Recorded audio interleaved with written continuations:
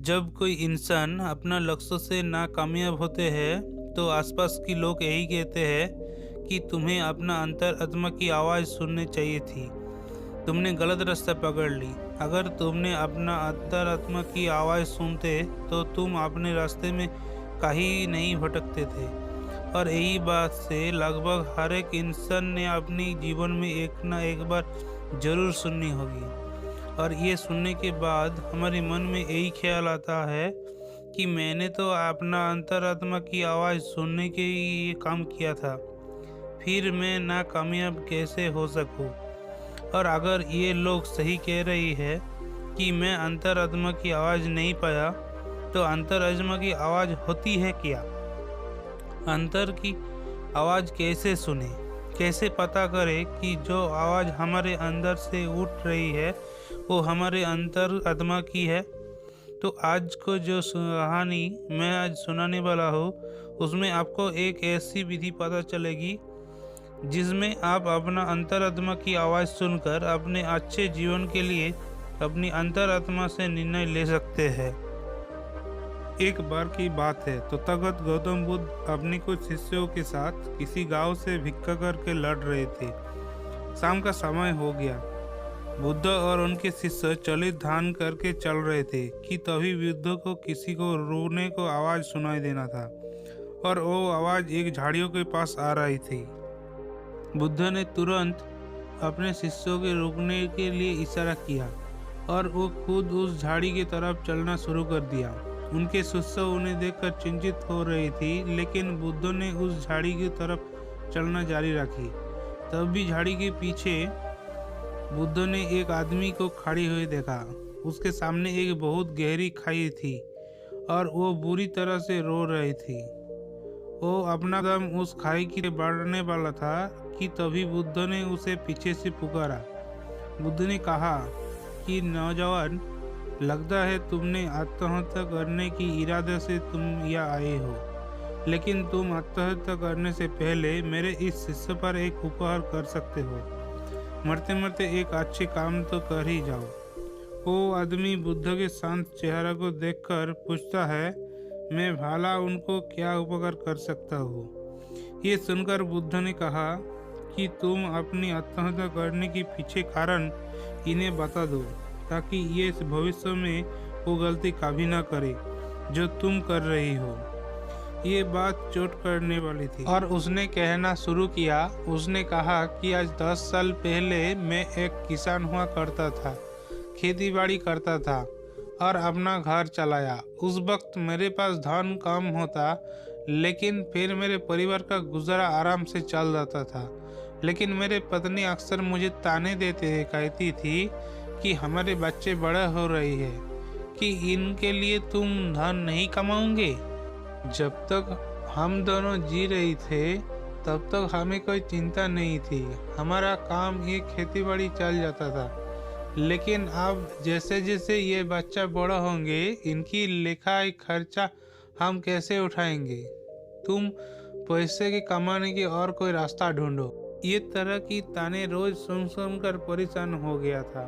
मैं कोई तरीका चाहता था, कोई रास्ता चाहता था जिससे मैं धन कमा सकूं। और फिर एक दिन मेरे अंदर से आवाज आई, तुम्हारे अंदर व्यापार करने का अद्भुत कौशल है। और ये ख्याल जब भी मेरे दिमाग, तो मैंने अपने सारे जमीन बेचकर व्यापार शुरू करने का इरादा बनाया। मुझे पक्का यकीन था कि मैं व्यापार में जरूर कामयाब हो जाऊंगा, क्योंकि वो आवाज़ मेरे अंदर मन से उठी थी, बेहतर आत्मा से निकली थी।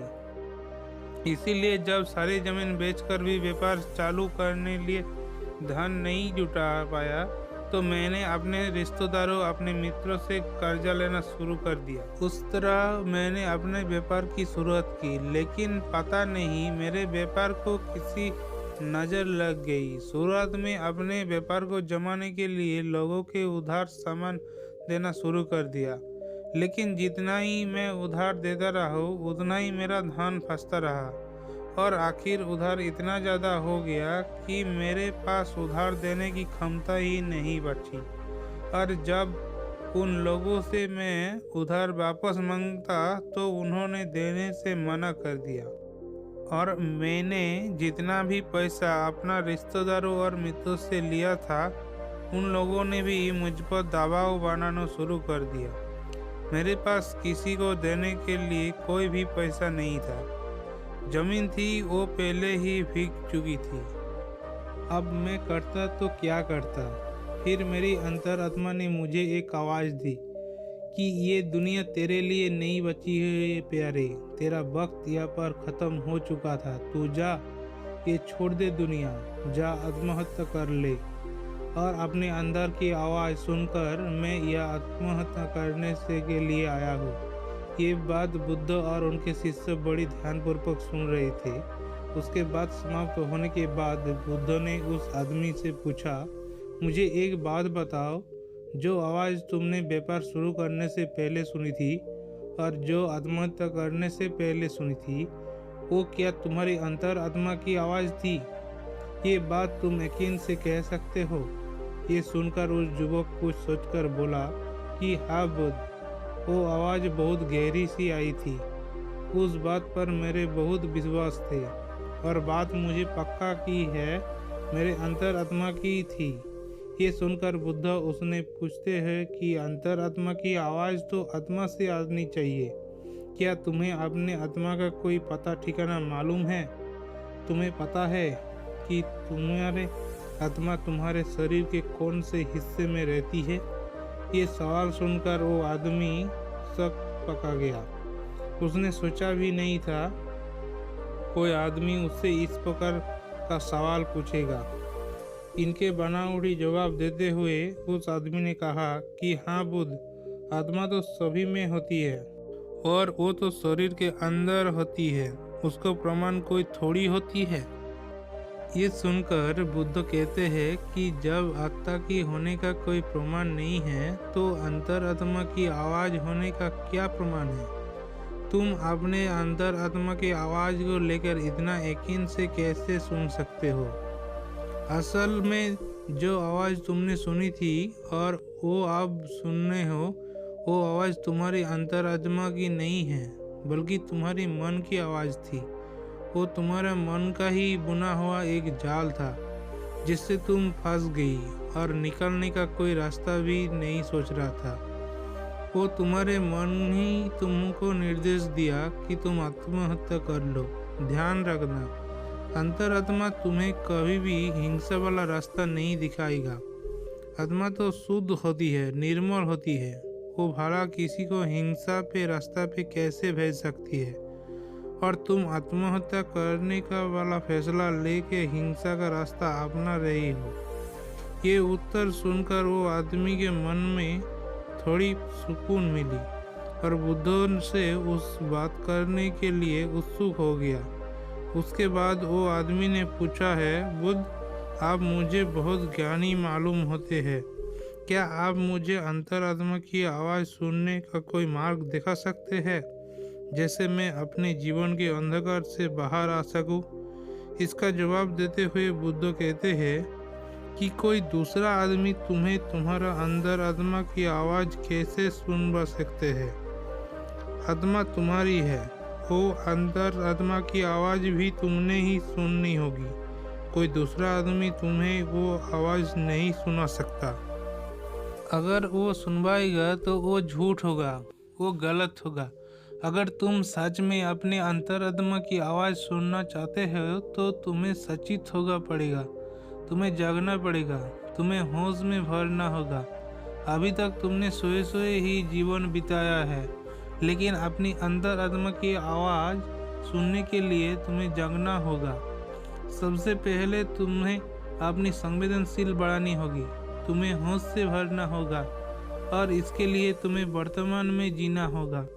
और तब तुम महसूस कर पाओगे इन हवाओं को, झोंकों को, सूर्य की किरणों को, इन पक्षियों की चहचहाहट को, इस आसमान को। तब तुम्हें ये सारे तरंग महसूस होने लगेंगी। इसके लिए निरंतर अभ्यास करो, इसके लिए निरंतर ध्यान का अभ्यास करो। ध्यान का अभ्यास करने से मन निर्मल रहता है, मन शांत रहता है और मन जितना ही शांत होगा उतना ही संवेदनशील वृद्धि होगा। ये कहकर बुद्ध एक पत्थर उठाया और पास के ही एक तालाब में फेंक देते हैं। पत्थर फेंकने के बाद बुद्ध उस आदमी ने पूछता है कि अभी तुमने तालाब में क्या देखी है।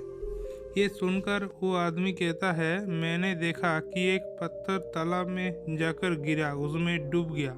ये सुनकर कहती है कि सारी चीजें तुमने ऊपर ऊपर से ही देखी है, पानी के नीचे क्या हो रहा है ये तुम्हें अभी नहीं मालूम, और जब तक इस पानी को ऊपर का ही नहीं हटेगी, जब तक तुम्हें मालूम भी नहीं होगा कि पानी के नीचे क्या चल रहा है, उसी प्रकार हमारे मन में जो विचारों का जाल है, हमारे मस्तिष्क को जिन विचारों में ढक रखा है, वो विचार हमें गहरी में कभी उतर नहीं देते। और जब एक बार विचारों को ही हमारे दिमाग से हटेगी तो नीचे पानी आएगा, और जब वो पानी स्पष्ट हो जाएगा तो हमारे मन भी निर्मल हो जाएगा और हम बहुत करुणा से भर जाएंगे, बहुत संवेदनशील से भर जाएंगे। फिर हमें ये हवा की झोंके ही आनंद प्रदान करेंगे। ध्यान रखना, मन के विचार ध्यान से शांत हो जाएंगे, और मन को साफ करने के लिए दिव्य प्रेम का अभ्यास करो। जब दिव्य प्रेम तुम्हारे अंदर पनपते लगता है तो तुम्हारा जीवन ही अपने अपने ध्यान बन जाता है। ये सुनकर वो आदमी पूछता है कि हे बुद्ध, ये दिव्य प्रेम होता क्या है? ये तो आज से पहले मैंने कभी सुना भी नहीं था। उसका जवाब देते हुए बुद्ध कहा कि दिव्य प्रेम किसी विषय वस्तु से नहीं बंधा होता, ना वो किसी लालच से जुड़ा होता, ना किसी आकांक्षा से जुड़ा होता। वो तो सर्वत्र होता है, वो तो सभी के लिए होता है। पक्षियों से, फूलों से, जानवर से, इंसानों से, पेड़ पौधों से, उन सब के लिए। तो तुम्हारे मन से प्रेम मरने शुरू लगता है तो वही दिव्य प्रेम बन जाता है। अगर तुम उसका अभ्यास करना चाहते हो तो उसके शुरुआत अभिन्न से करो। जब भी तुम्हारे पास समय हो तुम खाली बैठ जाओ और ये अभिन्न करो। ये सोच बनाओ कि तुम किसी पेड़ की तरफ प्रेम की तरंग से भेज रहे हो, और वापस में वो पेड़ ही तुम्हारी तरफ प्रेम की तरंगे भेज रहा है। उसके बाद जैसे जैसे तुम अभ्यास करते जाओगे दिव्य प्रेम बढ़ने लगेगा, और धीरे धीरे वो दिव्य प्रेम सर्वत्र हो जाएगा, सभी के लिए हो जाएगा। और उसके बाद तुम्हें अपना आत्मा की झलक मिलेगी। तब तुम्हें पता चलेगी आत्मा क्या होती है और अंतर आत्मा की आवाज़ क्या होती है। लेकिन उसके लिए तुम्हें अपनी मन के जाल को काटना होगा, जो कि ध्यान और दिव्य प्रेम दोनों से संभव हो सकता है। ये प्रवचन सुनने के बाद वो आदमी बुद्ध के पाँव में गिर जाता है और अपनी आत्महत्या करने के विचार के बारे में बुद्ध से माफ़ी मांगता है। तो दोस्तों, ये कहानी आपको कैसे लगा कमेंट करके ज़रूर बताइए, और इस तरह कहानी सुनने के लिए इस चैनल के ज़रूर सब्सक्राइब कीजिए।